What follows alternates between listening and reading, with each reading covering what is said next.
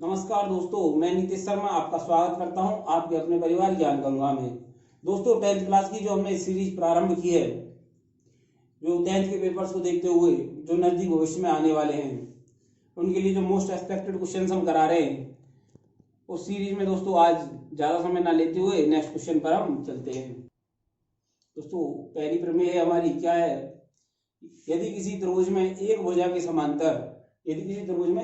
समांतर अन्य दो भुजाओं को काटते हुए कोई रेखा खींची जाए, तो वह त्रिभुज की दोनों भुजाओं को समान अनुपात में विभाजित करती है। इसे दोस्तों समझते हैं क्या है। ये एक त्रिभुज है ए बी सी। दोस्तों, एक त्रिभुज है ए बी सी, इसमें ये हमने समांतर रेखा खींच दी बीसी के समांतर एक रेखा खींच दी है डीई। और ये क्या है? बीसी के समांतर है डीई, जो हमें दिया हुआ है, प्रश्न में दिया है। क्या दे रखा है? त्रिभुज दे रखा है ए बी सी, त्रिभुज एक एबीसी दे रखा है और इसमें क्या दे रखा है? बीसी समांतर है डीई के, बीसी समांतर है डीई के। अब देखो हम क्या करते हैं, रचना करते हैं।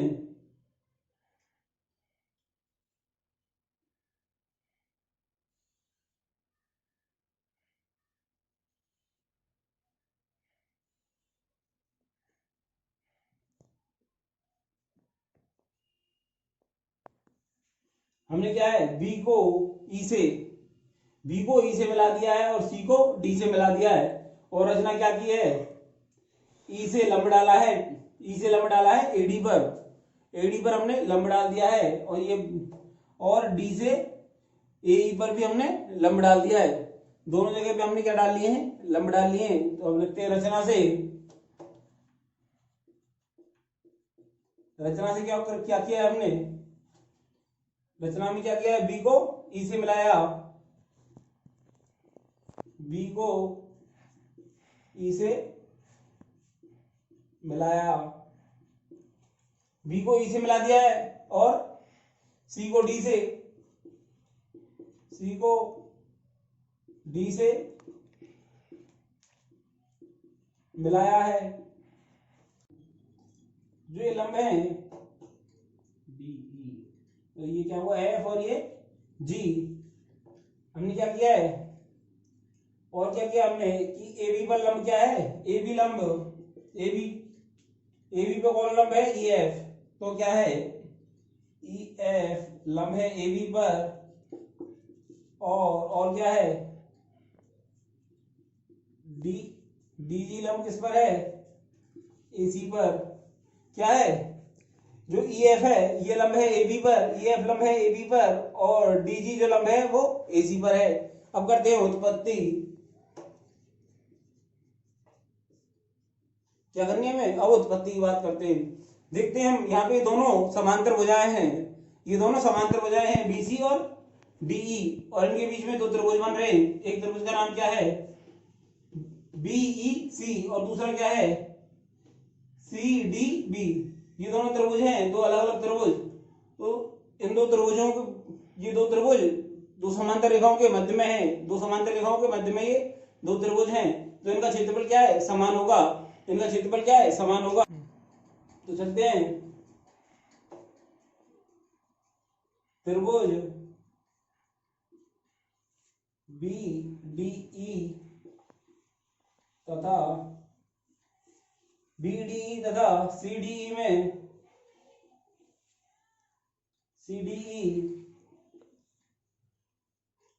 दो समांतर रेखाओं के मध्य हैं, अतः इनका क्षेत्रफल समान होगा।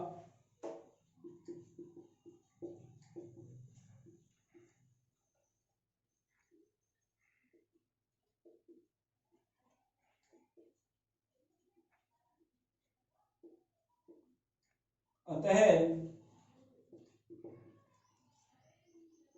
इनका क्षेत्रफल समान होगा।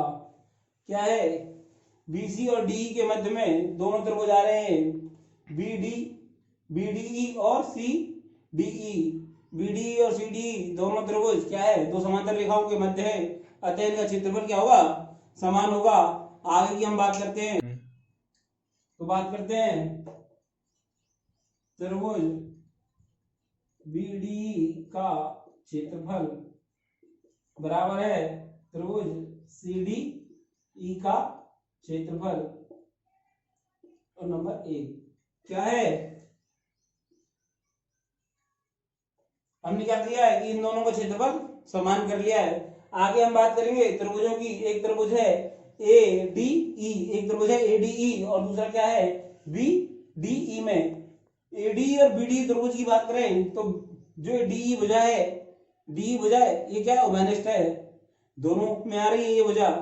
और D शीर्ष है, अर्थात इन दोनों की ऊंचाई भी समान है, दोनों की ऊंचाई समान है, एक शीर्ष है और एक भुजा भी समान है।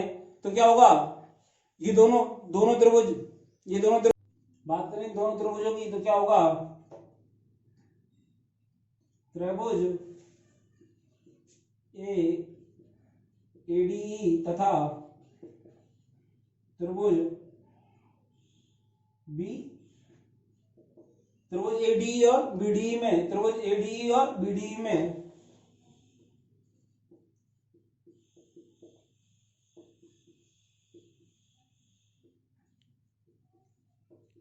दोनों त्रिभुजों में हम बात करें तो क्या है कि BD भुजा तो D और E भुजा, जो DE भुजा है ये क्या उभयनिष्ठ है,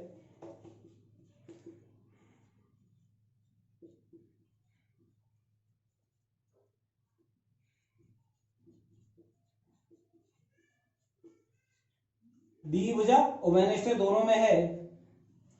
और जो AB भुजा है, इसी की दो भुजाएं हैं AD और DB।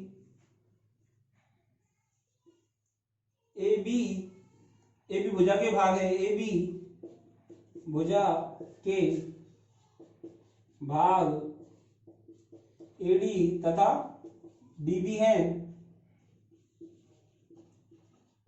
तथा अब ये क्या है कि जो EF है ये लंब है AB पर, तथा इन दोनों त्रिभुजों की ऊंचाई समान होगी,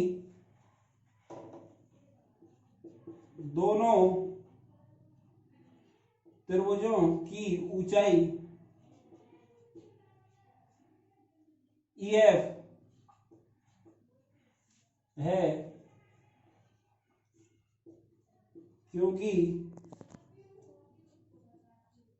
EF लंब है AB पर, क्योंकि EF लंब है AB पर, अतः दोनों त्रिभुजों की ऊंचाई समान होगी, क्योंकि AB के ही तो भाग हैं AD और BD, AD और BD AB के भाग हैं, तो अतः इनकी ऊंचाई भी समान होगी। और D बिंदु उभयनिष्ठ है, D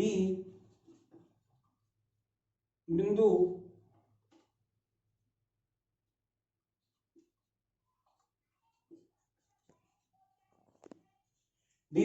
उभयनिष्ठ है। इसके आगे चलते हैं, मरी क्या मिटाना पड़ेगा, ADE त्रिभुज ADE और BDE में बात करें, इनकी क्षेत्रफल की बात करें तो त्रिभुज ADE का क्षेत्रफल बटे त्रिभुज BDE का क्षेत्रफल, इन दोनों त्रिभुजों के क्षेत्रफल की बात करें तो क्षेत्रफल का सूत्र क्या होता है, 1/2 आधार इंटू ऊंचाई। आधार क्या है AD और ऊंचाई क्या है EF, क्योंकि ये लंब है।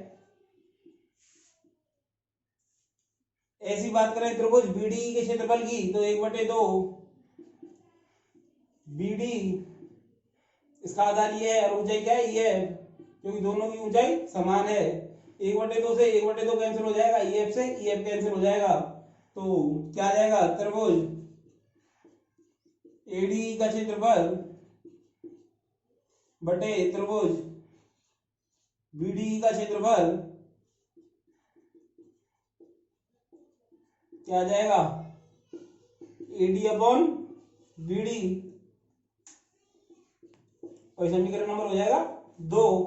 आगे बात करते हैं, इस प्रकार हम बात करें त्रिभुज ADE और CDE में, ADE और CDE में इसी प्रकार त्रिभुज एडीई तथा सीडीई में, अब एडीई और सीडीई में क्या है कि देखो एडीई और सीडीई में डी भुजा कॉमन है, डी भुजा जो कॉमन है उभयनिष्ठ है, डी बिंदु उभयनिष्ठ है और इसकी ऊंचाई डी दोनों में समान है। तो क्या हो जाएगा, इन दोनों का क्षेत्रफल भी इनकी भुजाओं पर ही निर्भर करेगा। क्या हो जाएगा, त्रिभुज एडीई का क्षेत्रफल अपॉन त्रिभुज सीडीई का क्षेत्रफल, तो क्या हो जाएगा 1/2। इसके लिए आधार क्या बन जाएगा, एई और डीई, ऊंचाई डीजी, सॉरी 1/2। अब सीडीई के लिए क्या बन जाएगा, सीडीई के लिए क्या बन जाएगा, सीडीई के लिए क्या बन जाएगा, ये बन जाएगा 1/2 सीई गुना डीजी। तो 1/2 से 1/2 कैंसिल हो जाएगा और डीजी से डीजी कैंसिल हो जाएगा, तो त्रिभुज एडीई का क्षेत्रफल बटे त्रिभुज सीडीई का क्षेत्रफल क्या बन जाएगा, एई अपॉन सीई।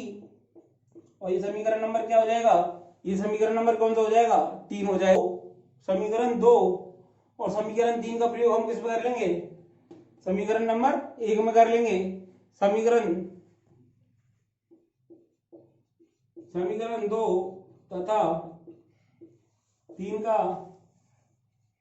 प्रयोग एक में करने पर, समीकरण 2 तथा 3 का प्रयोग एक में जब हम करेंगे तो क्या बन जाएगा, अब क्या बन जाएगा, अब इन दोनों त्रिभुजों के क्षेत्रफल की बात करेंगे हम, त्रिभुज बीडीई और सीडीई के क्षेत्रफल की, जो एकदम बराबर है एक दूसरे के। तो क्या बन जाएगा, इससे हमें क्या रिजल्ट प्राप्त हो जाएगा, हमें प्राप्त हो जाएगा एडी अपॉन बीडी बराबर हो जाएगा ए अपॉन सीई के। और यही हमें सिद्ध करना था, तो इससे यदि सिद्धम हो जाएगा।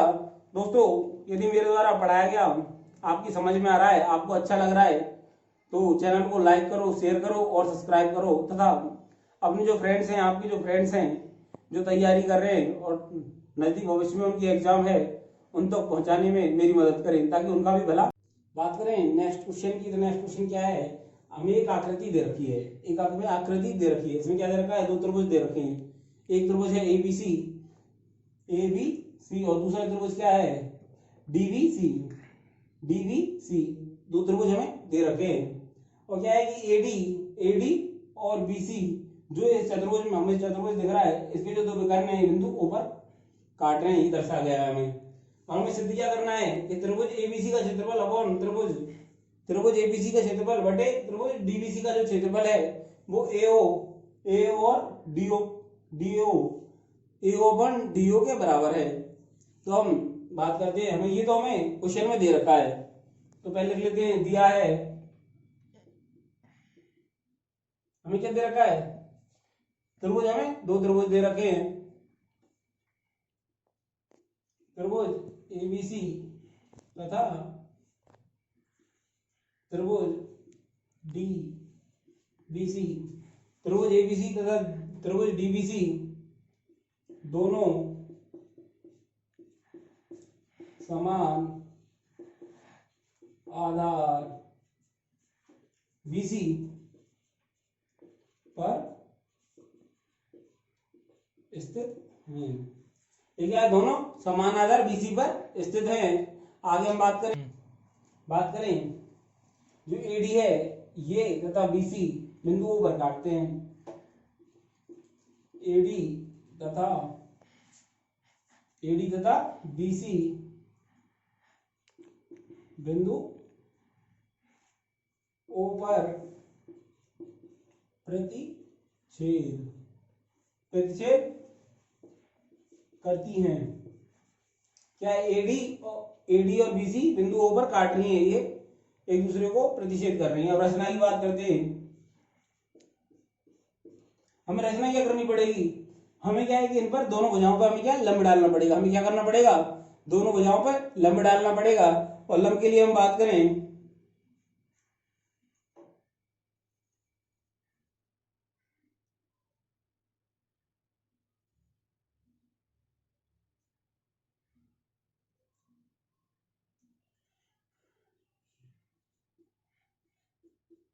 हमने दोनों भुजाओं पे लंब डाल लिया है, ताकि क्या है कि ये रचना क्या की है,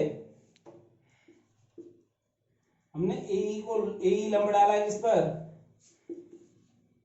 बीसी पर, तथा डी एफ लंब डाला है। डी एफ लंब किस पर है, डी एफ भी लंब किस पर है, ये भी बीसी पर है। दोनों भुजाओं से हमने लंब डाल लिया है। अब लंब हमने डाल लिया है तो आगे हम बात करते हैं। हम बात करते हैं त्रिभुज। अब यहाँ पर ये समकोण त्रिभुज बन गया कौन सा, ये क्या लंब है, तो समकोण त्रिभुज कौन सा बन गया, ए ई ओ। और इसी प्रकार से समकोण त्रिभुज बन गया है डी एफ ओ। तो हम बात करें समकोण त्रिभुज ए डी ए ई ओ तथा ये भी समकोण त्रिभुज कौन सा है, डीईओ में,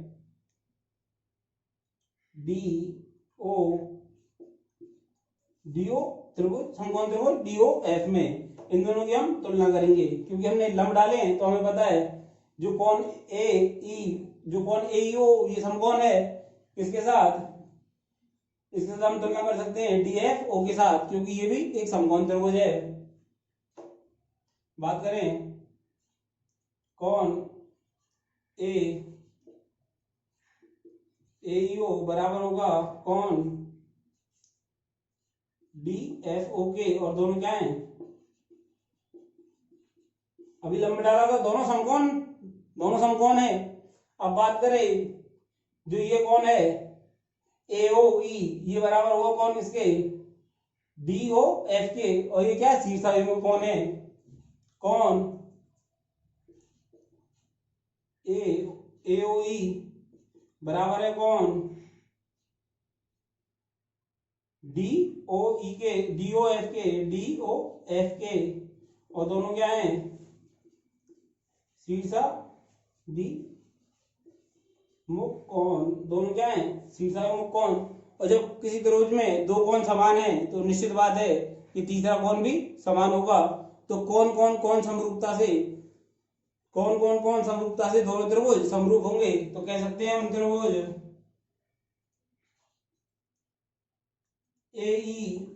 एईओ समरूप है त्रिभुज डीओ एफ के, त्रिभुज एईओ समरूप है डीओ एफ के। जब दोनों त्रिभुज समरूप हैं क्या होगा, एई क्या होगा, जो एई है उसका अनुपात किसके साथ, डीईएफ के साथ, वही अनुपात होगा किसका, एओ का किसके साथ, डीओ के साथ। और समीकरण नंबर 1 प्राप्त हो जाएगा हमें। क्या होगा, इस भुजा का अनुपात इस भुजा के साथ, एई का अनुपात डी एफ के साथ वही होगा जो एओ का अनुपात किसके साथ है, डीओ के साथ है, क्योंकि ये त्रिभुज की दो भुजाएं हैं और दोनों त्रिभुज समरूप है। आगे की बात करें तो इससे पहले इसको मिटाकर अब बात करें त्रिभुज ए बी सी। अब त्रिभुज ए बी सी तथा त्रिभुज डीबी में अब दोनों के क्षेत्रफलों की तुलना करें तो त्रिभुज एबीसी का क्षेत्रफल बटे त्रिभुज डीबीसी का क्षेत्रफल क्या होगा, 1/2 आधार इंटू ऊंचाई, 1/2 आधार इंटू ऊंचाई। अब हम आधार की बात करें तो हमें पता है कि समान आधार है इनका, और समान आधार क्या है, समान आधार की बात करें तो समान आधार क्या है, बीसी है। समान आधार क्या है इसका, बीसी है। और इसके लिए बात करें तो एई, क्योंकि ये लंब है तो ऊंचाई होगी एई। अब बात करें त्रिभुज डीबीसी के लिए तो 1/2 बीसी आधार समान है, और इसके लिए क्या होगा, ये डीएफ क्या होगा, डीएफ होगा। अब 1/2 और 1/2 बीसी और बीसी समान है तो क्या आ जाएगा, क्षेत्रफल का अनुपात किसके अनुपात में आ जाएगा, ए अपॉन डीएफ के। और ये समीकरण नंबर क्या हो जाएगा, 2 हो जाएगा।